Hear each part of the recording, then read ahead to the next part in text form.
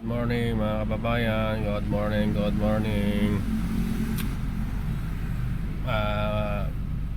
Panoorin naman natin ito interview kay Attorney Claire Castro kung nasaan daw ang ating Pangulo mga kababayan.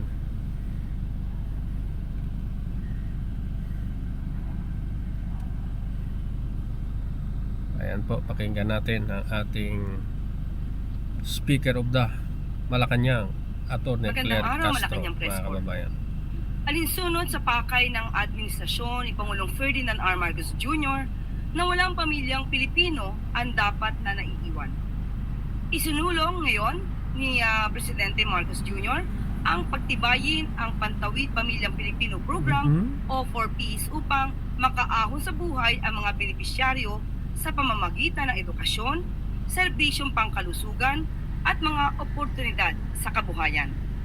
Kaninang umaga, pinarangalan ni Pangulong Marcos Jr. sa Malacanang ang 18 huwarang Pantawid Pamilya na nagpamalas ng kasipagan, galing at determinasyon upang maiangat ang pamumuhay mula sa kahirapan sa tulong ng programa ng pamahalaan. Nais ding dagdagan ng Pangulo ang mga pamilyang may sapat na kakayahan na itaguyod ang kanilang buhay. At upang mapagtibay ang 4Ps, halos 36 billion pesos na napondo galing sa flood control project ng DPWH na ilalaan ng pamahalaan sa mga programa ng DSWD, katulad ng Assistance to Individuals in Crisis Situations o AICS at Sustainable Livelihood Program. Ayon sa Pangulo, ang karagdagang pondo ng AICS ay makakatulong upang mas dumami pa ang mga kababayang matutulungan sa panahon ng emergency. Maliban dito, binigyan din ni Pangulong Marcos Jr. ang pagpalakas sa inisyatiba ng makatulong sa mga former combatants bilang mga targeted beneficiaries ng payapa at masaganang pamayanan o pamana program sa sa kanilang pagbabalik sa komunidad. Bilang isang public servant, ipinangako ni Pangulong Marcos Jr. ang pagsisikap upang ang bawat Pilipino, bawat pamilya ay makakalakad ng hawak at dignidad. Bilang Pangulo, ipinapangako ko na ako ay magsisikap upang ang bawat pamilya, ang bawat Pilipino ay makakalakad ng may ginhawa at dignidad. Mga minamahal kong kababayan, kayo po ang dahilan at nagbibigay sa amin ng inspirasyon at lakas ng loob na gawin ang aming trabaho ng mabuti at matapat para matulungan ang aming minamahal na kababayan. Kaya't patuloy po tayong magtulungan. Ang tagumpay ng bawat pamilya, tagumpay ng ating bawat Pilipinas.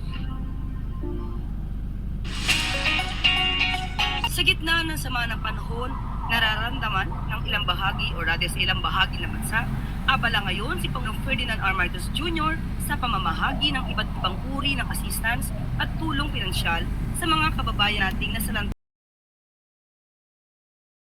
Jr. Naglaan ang DWD ng kabuuang milyon pesos para sa mga residenteng tinamaan ng bagyo. Lasa ang bagyo, naglaan na ang DSWD ng 54,432 family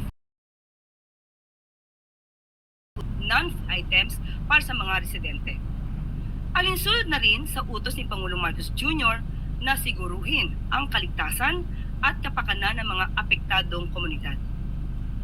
Kaugnay nito, personal ding namahagi ng tulong pinansyal si Pangulong Marcos Jr. na aabot sa 9 million pesos sa mga mangingisda at mga magsasaka na nasalanta ng habagat at bagyo simula pa noong Hulyo nitong taon. Nakatanggap ng higit 10,000 piso bawat isa ang kabuuang 800 families na nasiraan ng bahay noong bagyong Emong sa ilalim ng emergency cash transfer ng DSWD. Samantalang 3,000 pesos each sa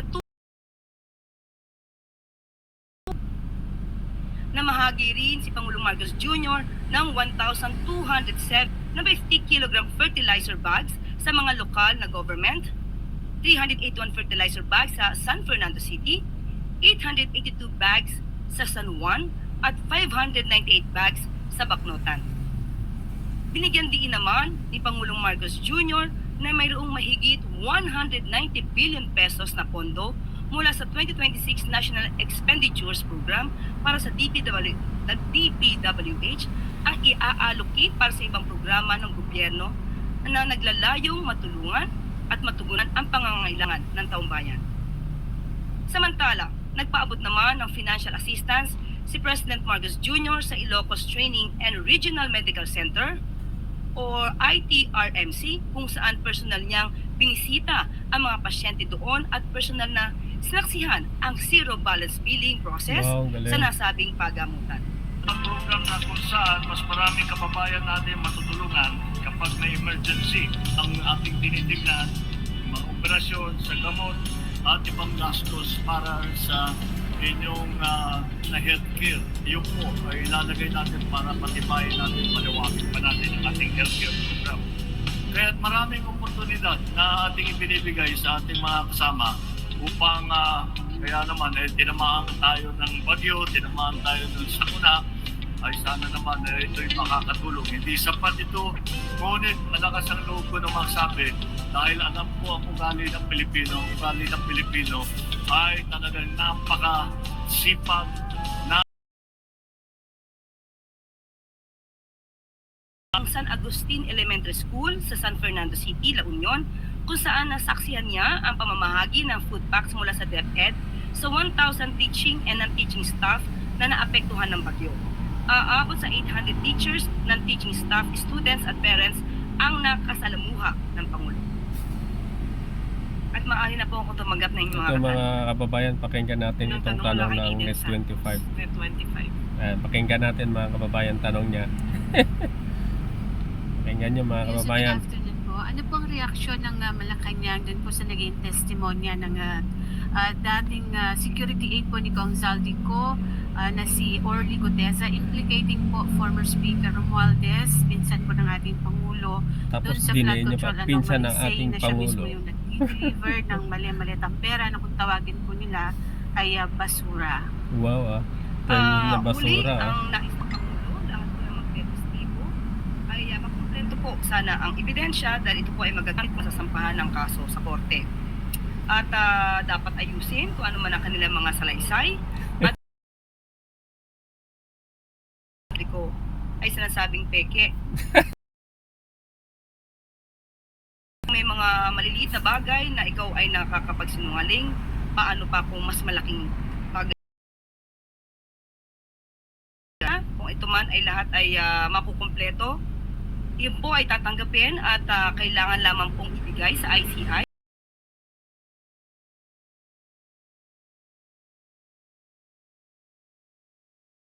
So nakita niyo mga kababayan, talagang itong Net 25, itong INC na ito ay talagang against the government talaga. Kaya nakakatawa nga yung Senate hearing na yun committee.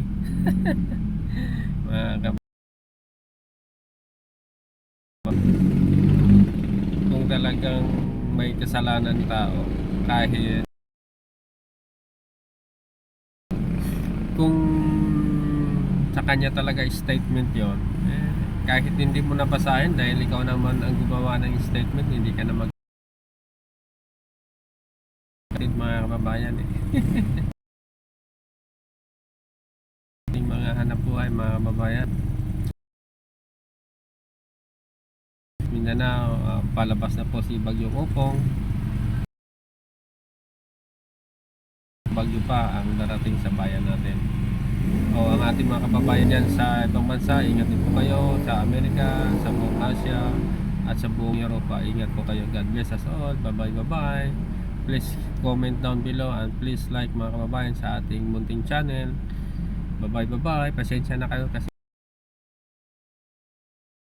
tayong mga ibang gamit at hindi pa tayo na monetize ni